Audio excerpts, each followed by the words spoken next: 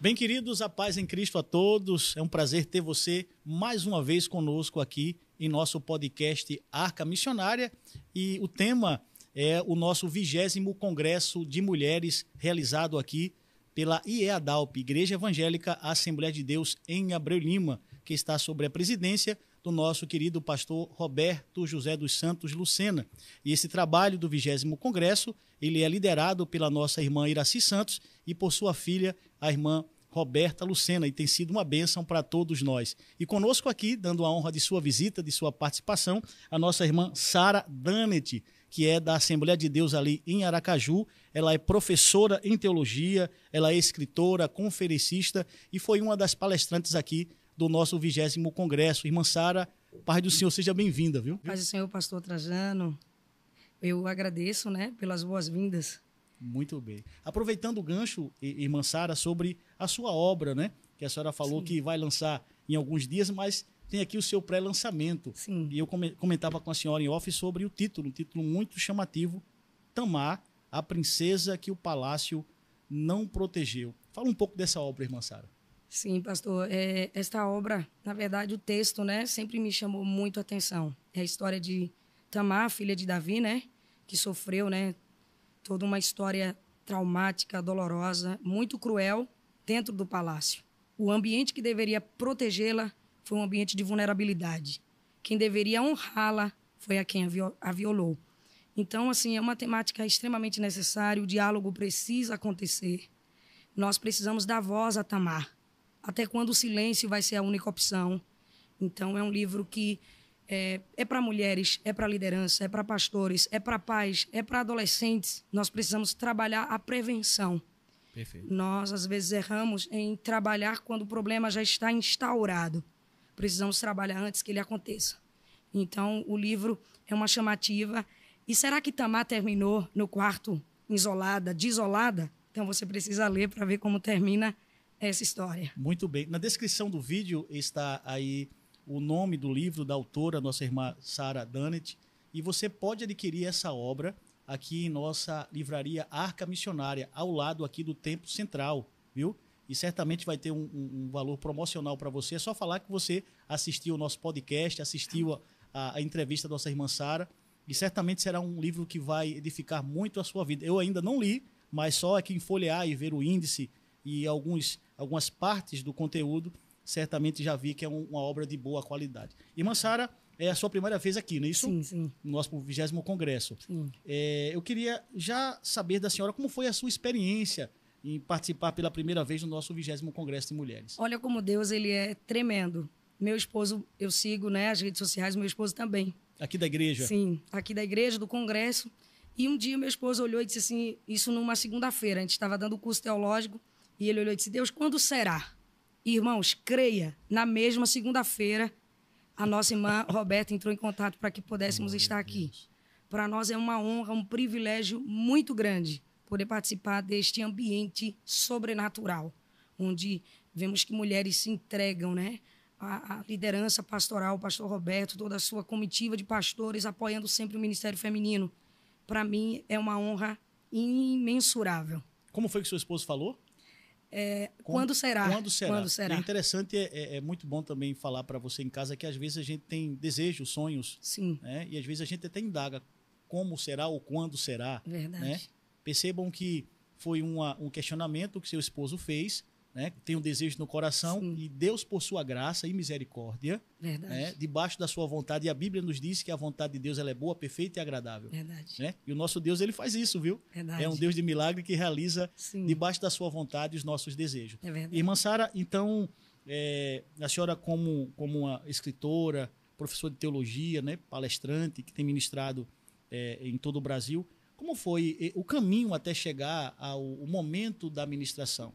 Fala para a gente aí como foi a questão de receber o tema, do estudo, essa questão da oração. Me explica. Sim, o tema é muito profundo, O tema ele é muito didático, muito pedagógico.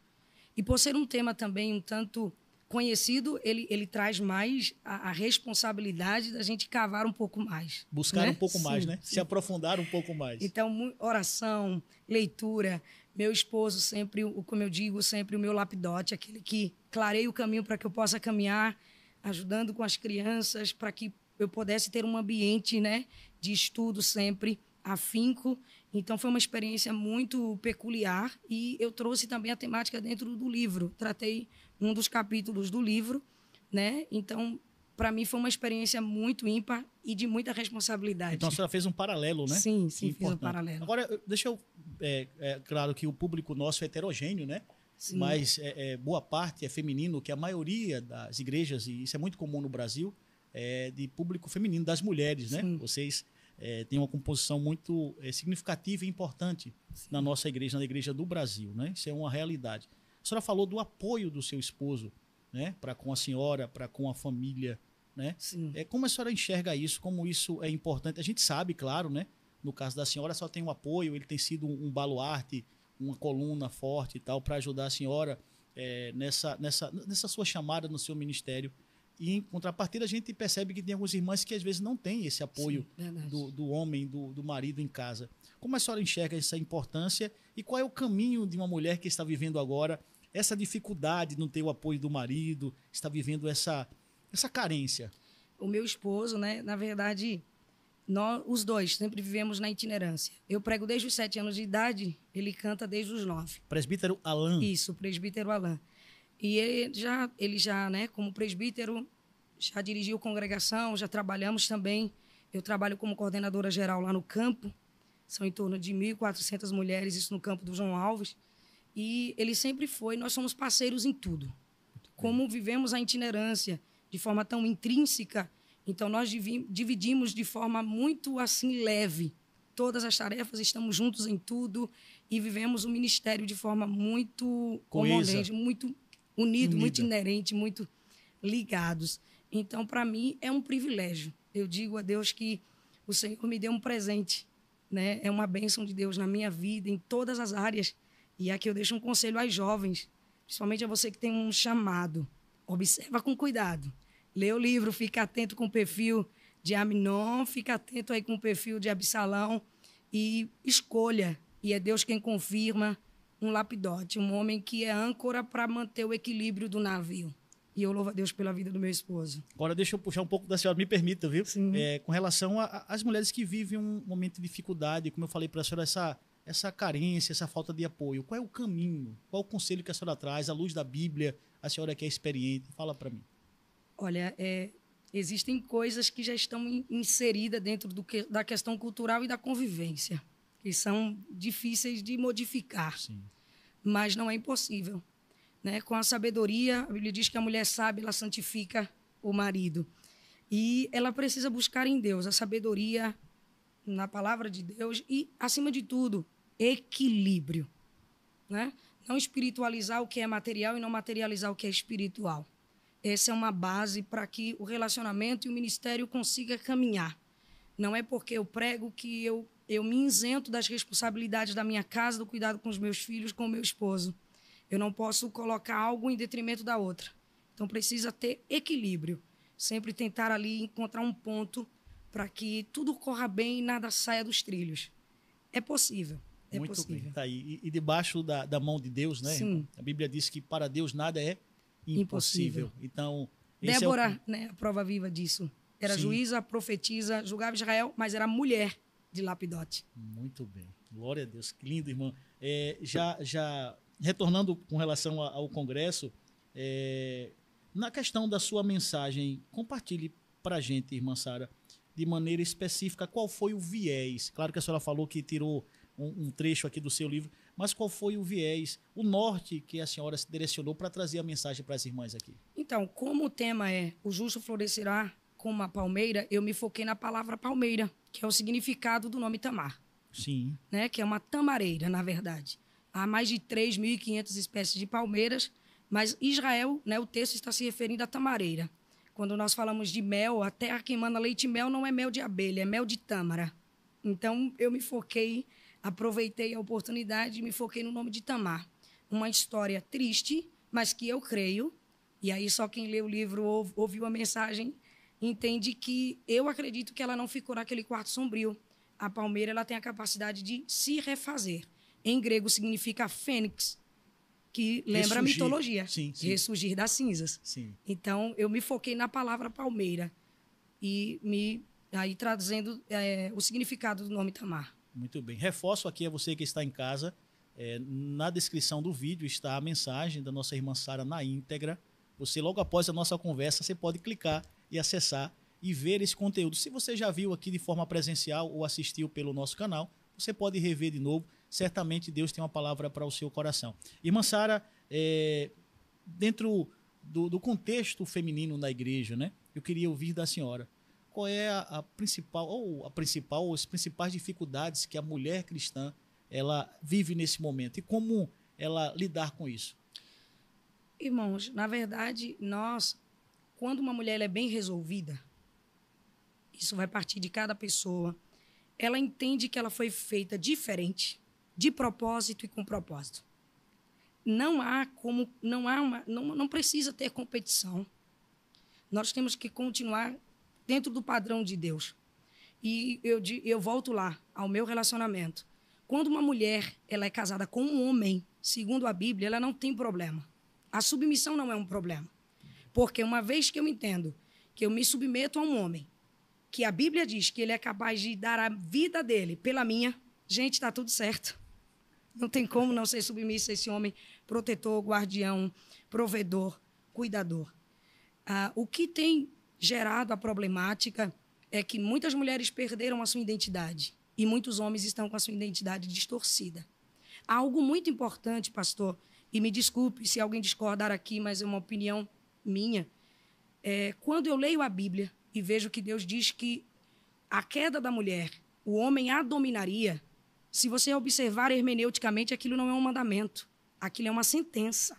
Então, um homem dominar uma mulher, ele está praticando um castigo, uma sentença má. Não é o princípio de Deus. O princípio de Deus é o homem que cuida, é o homem que protege, é o homem que dá a vida por ela. A mulher está vivendo debaixo da maldição por causa do pecado, mas é do Adão caído. O Adão nascido de novo, ele é o Adão que protege, que cuida dessa mulher. Então, a dificuldade está na deformidade dos papéis. Se essa mulher tem ao lado um homem de Deus, que cumpre a palavra de Deus, ela é uma mulher sarada e tranquila. Sabemos também que, quando a mulher é deformada, ela exerce uma autoridade exacerbada, ela sai de Provérbios 31 para a figura de Jezabel. Ela domina, ela manipula. E esse não é o papel da mulher de Deus. A mulher de Deus, ela é Ézer, aquela que tem força para resgatar, aquela que está ao lado do esposo para que ele cumpra a missão, que não é fácil, né? Então, é sobre isso, é sobre sabermos quem somos. Você é mulher, essa é a sua definição. Assuma a sua postura, o seu papel quanto mulher, e eu tenho certeza que, como temos muitos homens de Deus que continuam respeitando e valorizando as mulheres, o Senhor não vai deixar que mulheres cheias de Deus deixem de ser menos valorizadas se nós nos mantermos firmados na palavra viva. Glória a Deus. Minha irmã Sara, com relação à sua participação aqui, claro, às vezes é muito difícil, né? A senhora, como posso usar o termo caloura pela primeira vez participando, né? Se a senhora pode citar um momento ou alguns instantes desse trabalho que a senhora pôde estar participando, o que é que chamou mais a atenção da senhora no congresso, nesse 20º congresso? Me chama a atenção a perseverança dessas irmãs. Gente, 2 semanas. Meu Deus do céu, é muito forte. 2 semanas que a gente vê o amor, o desejo, o anseio. Eu ouço os testemunhos e eu fico maravilhada como as pessoas reconhecem que este ambiente é casa de Deus, que este ambiente Deus fala, Deus se manifesta. Então, para mim, é uma honra peculiar, assim, é cruciante, né, poder estar aqui, poder receber. Estarei à tarde para receber de Deus, porque adorador, ele recebe para dar, né? Nós estamos vendo uma geração que não quer sentar para ouvir, ele quer só levantar para falar. Mas quem não senta para ouvir não tem propriedade para levantar para falar nada. Então, eu venho aqui à tarde também para ser alimentada pela palavra. E, para mim, é ímpar ver a perseverança, o amor, a dedicação. E o conselho é para as irmãs continuem firmes. E aquelas que estão aí desanimadas, que no congresso da minha igreja eu acho que eu só vou um dia. Não, toma postura. Persevera, né? Vamos adiante. Maravilha, irmã Sara. É muito comum aqueles que passaram por aqui no nosso podcast, a Missionária, perceber esse ambiente, né, de adoração das irmãs, Sim. de perseverança. Algumas chegam muito cedo, já ficam na expectativa de conseguir a inscrição, a camisa. Aquelas que não podem vir, relatam através das redes sociais do nosso canal os testemunhos que recebem, né? E isso motiva, relatam os milagres, Sim. vidas se convertendo, e é uma bênção para todos nós. Aqui as irmãs falando, né, de viva voz, claro que dentro de um tempo muito curto, mas é interessante isso para que todas tenham oportunidade, falam também e agradecem a Deus pelos testemunhos aqui, através do testemunho que elas relatam, e a gente vê o trabalhar, né, a graça de Deus.